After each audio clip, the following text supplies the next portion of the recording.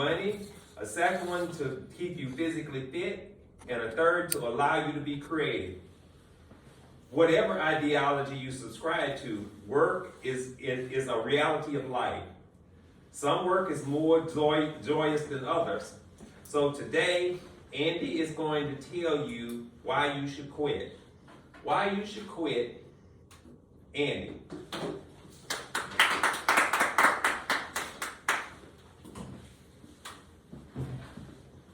Thank you, fellow Toastmasters. Thank you for that introduction.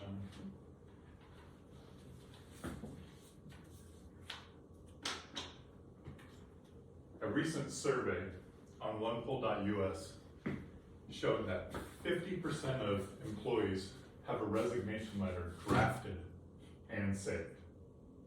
After the pandemic, many of us realized that we had options outside of your traditional 9-to-5 job. Today, I want to share with you how to transition into a secondary career. As an experienced wanderer and a recently removed from a 15-year career in trucking, I think I have a unique perspective on the topic. To successfully transition into another career, it's important to assess the reason why you want to change of career. It's also important to evaluate your skill set, and it's also important to write out a clear and defined set of goals for your next achievements. Some of the reasons why you may want to transition into another career and why it's important to assess it is because you may be in a place where you have a difficult working environment, including physically demanding work or troublesome coworkers or things like that. Another reason or another situation where you may want to look to transition is the reality of life, right? We have health issues that may require us to work less hours, or we may have some family obligations that demand us to work a more flexible schedule. One of the things that I notice a lot for myself and for talking with others is a lot of times we want to transition because there's a lack of fulfillment from the work that we have.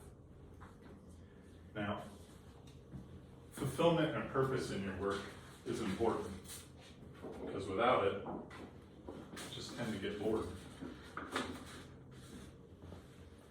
From the book, The Ways of a Superior Man, an observer and author, David Data, had this quote that says, "Without a conscious life purpose, a man is totally lost, drifting, adapting to events rather than creating events. Without knowing his life purpose, a man lives a weakened and impotent life." That's a pretty deep quote. Whatever you decide and why you may change careers, it's important to be thoughtful and deliberate and not just hastily change because of the winds changing, I suppose. Now, we've decided we need to change careers for whatever reason. Now it's time to take inventory of our skills. Just like going on a road trip, you're not going to leave without your necessary supplies. So you're going to want to know what you have on hand for supplies, what you need to get, and also where you might need to get those things.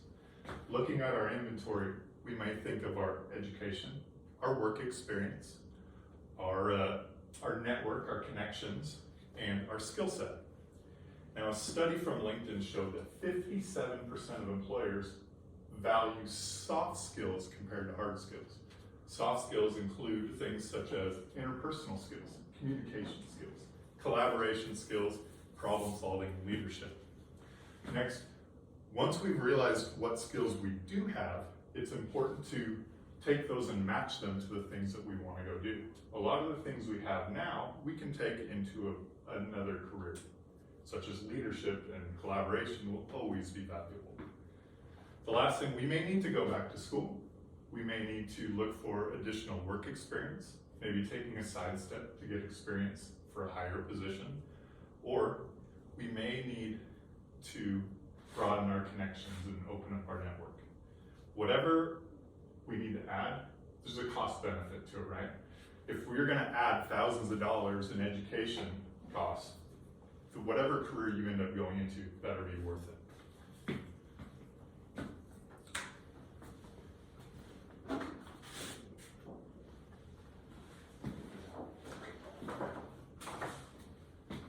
we know what we have in hand. Next, we're going to figure out our goals. Now, our goals are important. A dream written down with a date becomes a goal.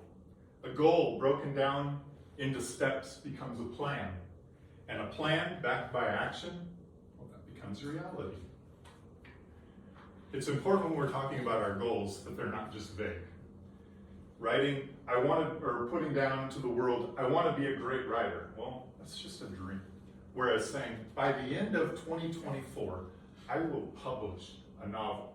Now that is a goal. It has specific action, a date, and a measurable result for what you're looking to do. A long-term goal, maybe 5 years, is an overarching theme to where you're headed. A short-term goal are things that you're doing in the immediate to contribute to that goal, like going to school for a certain career path. Now, I know I lack motivation at times, and there's 2 intentional steps we can take to contribute to our goals. The first one being creating small goals, small wins. By creating small wins, we can build momentum and build our confidence towards our larger goal.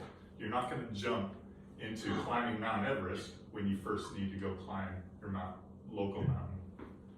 The next thing is creating accountability. You want to let the people closest to you know what your goals are.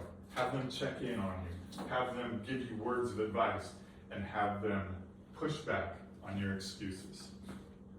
Now, today I talked about transitioning to a second career and the importance of assessing the reasons why we want to do that and the skills that we have, and also creating goals and tips for staying motivated. They say 6 months of dedicated focus will put you 5 years ahead in life. Also, if you're not happy, I've got good news for you. You're not a tree. You can move. We have the ability to change. We have the ability to acquire new skills, and we have the ability to push beyond our current circumstances. Thank you.